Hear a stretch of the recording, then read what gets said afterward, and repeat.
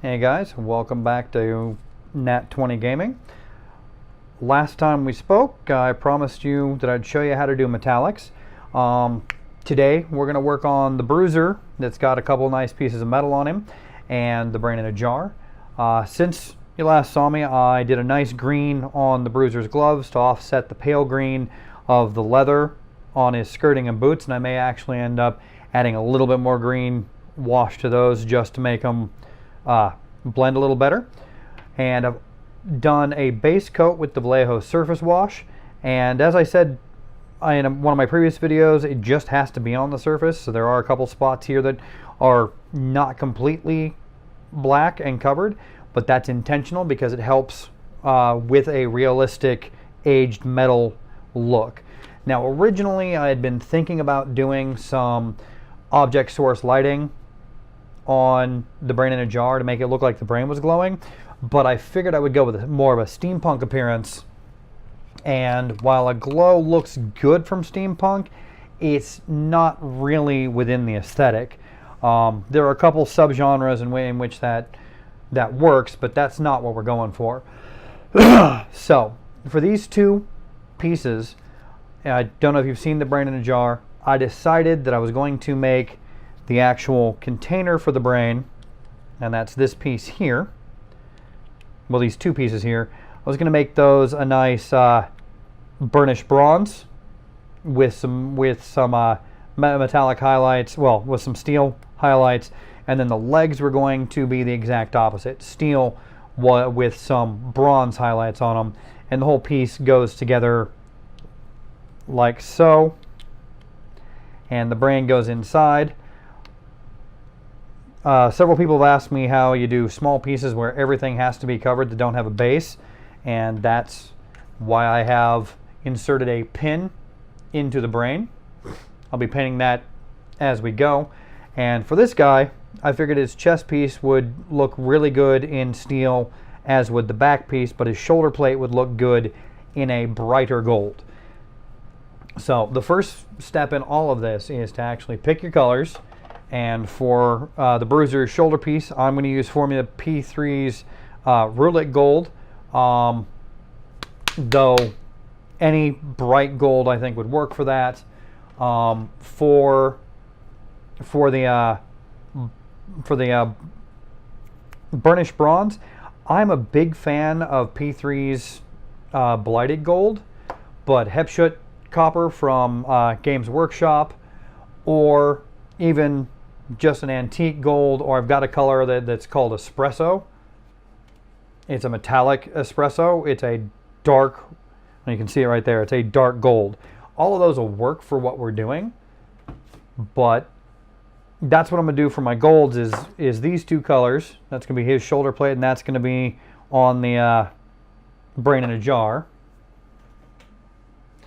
And for the brain in a jar, I'm going to use a Leadbelcher base from Citadel for the steel, and for his steel, I'm actually going to go with P3's Cold Steel.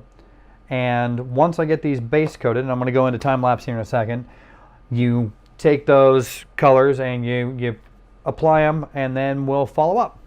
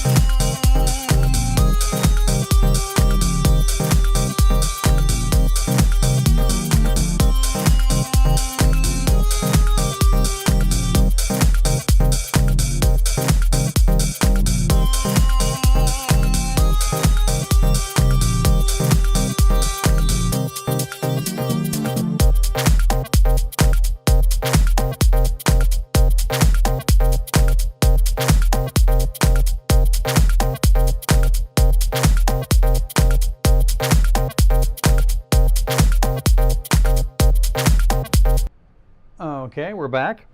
And you saw me painting those. I did some detail work, and you saw me spill my favorite paint not once but twice in like 10 minutes. So as you can see, I've done some detail work. I've put the silver on, I've put the bronze on, bronze and silver here, bronze and silver here, and I went ahead and painted up the brain, which has some of my gold paint on it. Once again, that is P3's Blighted Gold. As you can see, it is gorgeous. It's spread all over my workplace.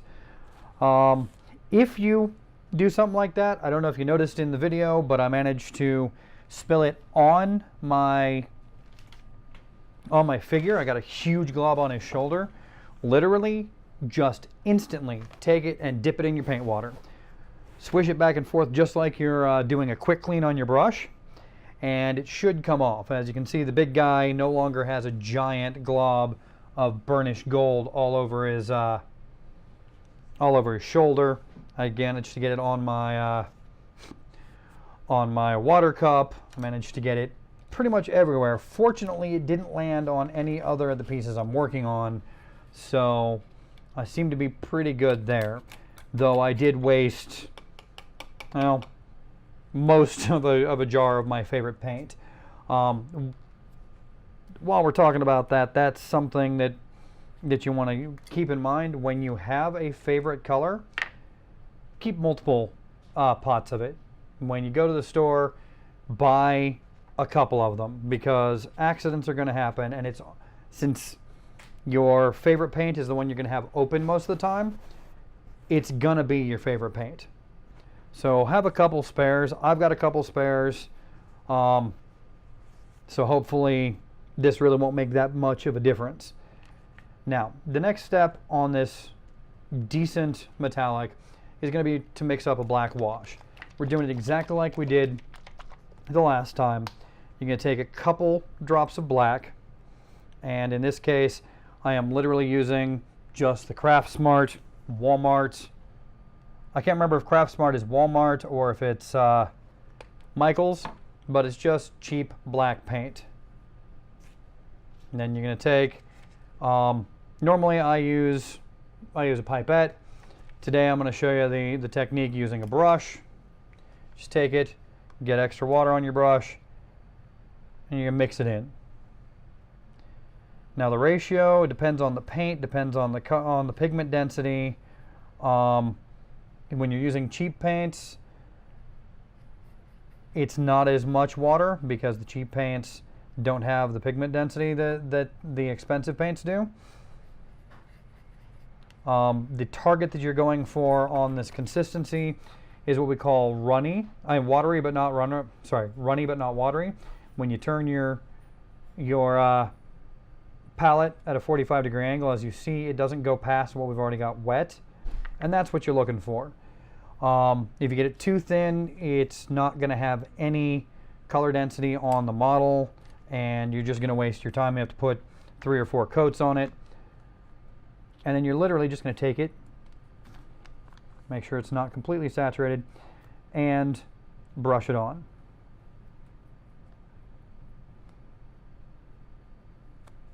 For some projects, this is perfect.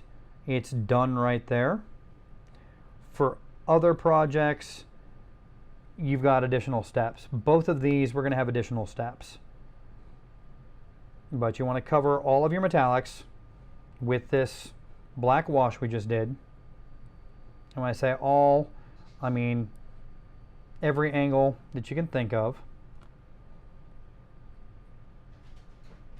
Because if you don't get it in that one angle that you don't think you need it in, that's going to be the one that you see when you're finished. And I'm going to do the same thing with his armor. Just brush on this black.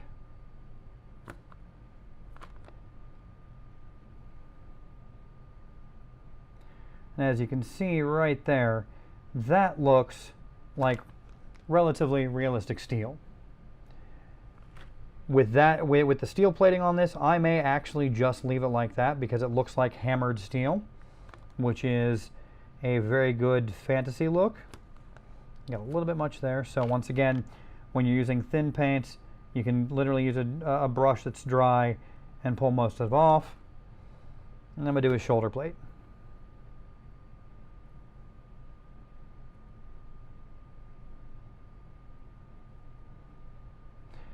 Now if you got your edges, like any good painter should, go ahead and paint a little line of this black wash along those edges, and it's going to give a little bit of a hint of shadow to give the armor plates a little bit of extra depth. I got a little bit on the leather strap, so I'm going to pull it off with a drier brush. Put a little bit more in here, because I want that a little darker this time. I'll set him down to dry. And the same goes for these two pieces. I'm not going to worry about doing it on the inside of these two surfaces, because that's really not going to matter in the finished product, because that's going to be, well, with the Brain Ninja jar, you would have the external stuff open to oxidation, but the internals, which is what those two surfaces are, would not be, and as such can still be nice and shiny. And actually I think that that lends to the contrast of the aging. Now I am going to show you a little trick to get jewel tones, and I'm going to use that on these three little knobs right here at the front of the Brain in a jar. But that's going to be a little while because, well, I painted over that with the silver. I'm burnishing it now, and I'm going to set that in my drying rack. I'm going to go ahead and leave that actually open to be. My brain is not working today. As you've seen, I've dropped a lot of stuff. But I'm gonna leave that shiny bit shiny, so it can give that impression. And those three knobs we're going to go back over with silver, so we can get the colors, the jewel tones later. Now this is a good time to also mention one of your best friends is Sticky Tack. I use the 3M Loctite poster hanger Sticky Tack, but as you see, it allows me to stick it to the model in a place that I'm not going to be painting right now, and get paint wherever I need it without actually getting paint on my hands. I'm going to cover everything except for that inside surface there.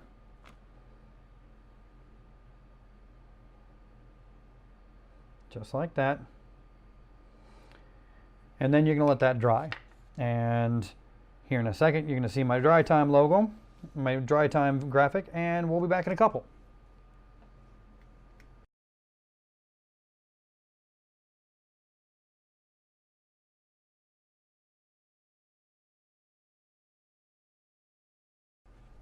Okay, our drying time's done, and I've managed not to spill anything in the interim.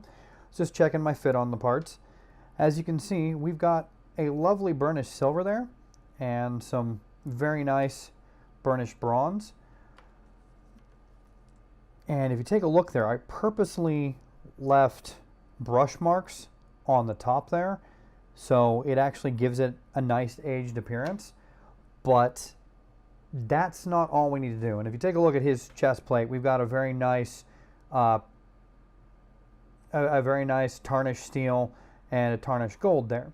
Now I want him to be a little brighter, and we're going to do a little bit of highlighting on the Brain in a jar as well. So we're going to go back, and normally we use the same color that we did the base coat in, but for this I want it to be a little warmer, so I'm going to use the molten bronze, again a P3, and you're going to dry brush your edges. Just like every other video I've shown you, dry brushing is done the same way. You put a little bit on your brush, wipe most of it off on your paper, and then you're going to hit the edges. just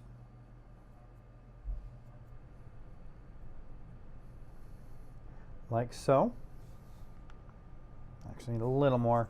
Forgot the molten bronze is a little thin for dry brushing. Dry brush that edge, and then I recommend doing a little bit along here. And that really helps bring out the burnished bronze look of the piece, and that's what I was really going for there. And I hope you can see that. As usual, there'll be finished photos in the with the tutorial. And here, since I've got that silver, I just want to hit the edges. I just want to make the edges a little brighter. Put that down. I don't want another spill. That'd be great, 3-in-1 video. Hit those edges there. And you can see anywhere that the edges would rub due to mechanical issues or people handling it or it running into things, now have a nice little edge to them that helps sell the weathering. Now I'm going to do the same thing on some of the silver, like I'm going to hit the tops here, the top there. I'm also going to touch up these buttons because I'm going to show you a neat little trick, and I'm going to do a little bit of highlighting here to bring out that silver, the silver patterning on there. And I'm also going to hit that little stud because I'm going to give that some color too. Now, Citadel paint, now I'm going to go ahead and touch up those studs real quick, but Citadel sells some technical paints. The technical paint line are pretty amazing paints. Each one of them serves a very specific purpose. For instance, Blood for the Blood God is a paint that literally simulates blood. If you want blood on a shield, you don't have to mix up and figure out how to do a blood glaze or blood on teeth, whatever. Blood for the Blood God takes care of that directly. Nurgle's Rot is kind of a pussy technical paint that has a transparency to it, but it's green and yellow-ish and kind of nasty. But the three that we're going to use today are the technical Soulstone Blue, Waystone Green, and Spiritstone Red. And these are for creating jewel tones. They're pretty impressive, but before we do that, we're going to finish up our metals here. You do a quick dry brush on the tops of these two little things he has going, and just real quick across the front of that pattern to bring it out. Now normally I would have done that with his chest piece, but I wanted his chest piece to be a little more burnished. So the last step we're going to do on those metals is I'm going to take the original Rullit Gold, shake it up again. And it's very important when you're working with paints to shake them up, but especially with your metallics, because there are metal flake in there, and those metal flakes will settle to the bottom. I'm going to take that dry brush, and I'm going to hit that shoulder pad. So what we've got is that bright gold that we originally painted with some low lights around the studs and around that edge there. But even more, I want to give the impression that that piece, that shoulder piece is brand new. So I'm going to take just a teeny bit of this silver. I'm going to take my tiniest brush, and for me that's the Army Painter Wargamer Psycho. Take just a teeny itty bitty bit. Make sure there's almost none on the thing on my brush, and I'm going to hit a couple spots. Then wipe it off just a little bit.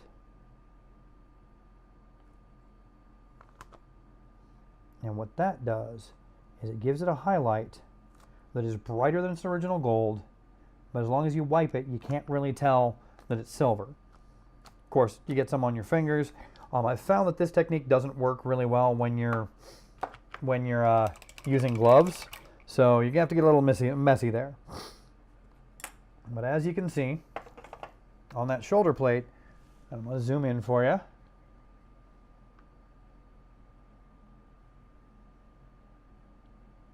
Come on, camera, focus for me. That shoulder plate looks pretty darn good metal-wise. Let's turn that towards the camera there. See what I mean? Oops, back out.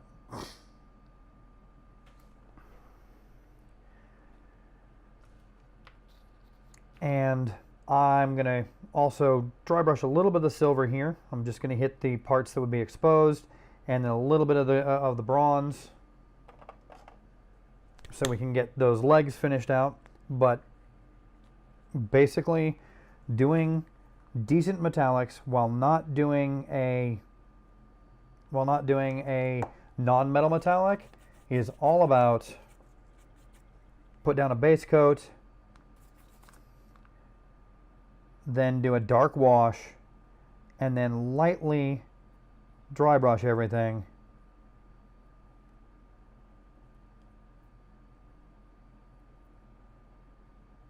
to give it a worn metal feel.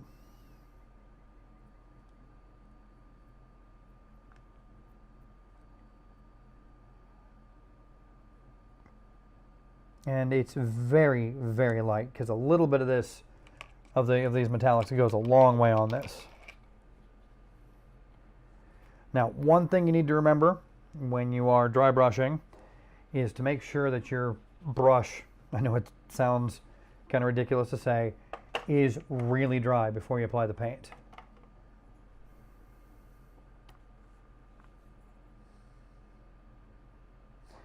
And again, I want my bronze to be a little warmer, so I'm using the molten bronze as opposed to the blighted gold, which I started out with.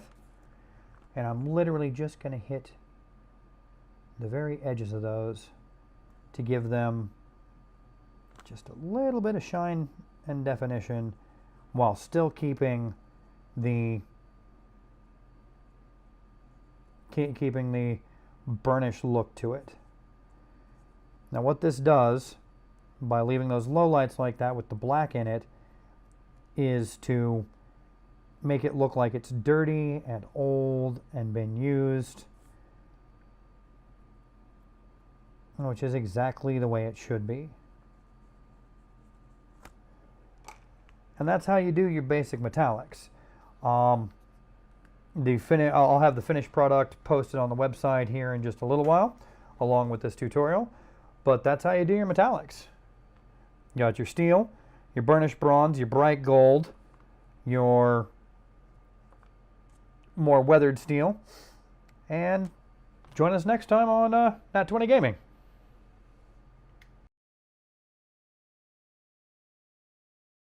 Okay, I almost ended the tutorial without showing you the thing I promised you I was going to show you. These are the technical paints. These are the stone paints. They're for making jewel tones. Using them is incredibly simple. You take and paint silver on the item that you want to be a jewel. You take your technical paint, get a little bit on your brush, and this is the Spirit Stone Red, and you just literally paint it over the silver. And if you take a look there, that looks like a little red jewel, and I'm going to zoom in for you.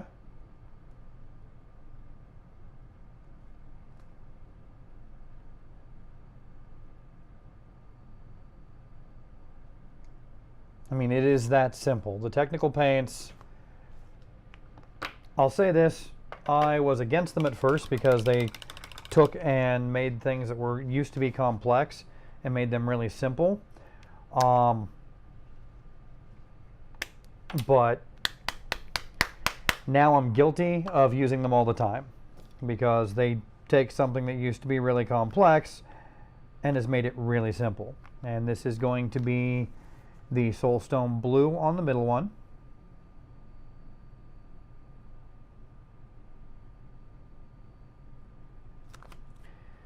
And then I'm going to use the Waystone Green on the last one. And then I'm going to go back and hit that the stud on this on that piece with the Spirit Stone Red. Now, if you're wondering how to do the brain for the brain in a jar, I'm not going to do a separate tutorial for that. I'm just going to give you a quick rundown. What I'm doing is I am going to go ahead and, as you can see, I painted it a bright pink. I'm going to take the Blood for the Blood God technical paint, and I'm going to paint that entire brain with that. Once that dries, I'm going to dry brush the pink back over it, and then dry brush a little bit, a fleshy tone mixed with a gray tone over the, oops, I need to go over the blue again, over the entire thing, and then hit the wires that appear to be in there. I know they're supposed to be nerve fibers, but I'm going to paint them up as wires because I think that looks better. I'm going to do a series of bronze and silver with my very fine brush. I actually have one that is slightly more fine than this one. It's got 3 hairs on it. And then I'll hit those with a black wash, and then I'll mount the whole thing. So now, thank you for joining us, and we'll see you next time.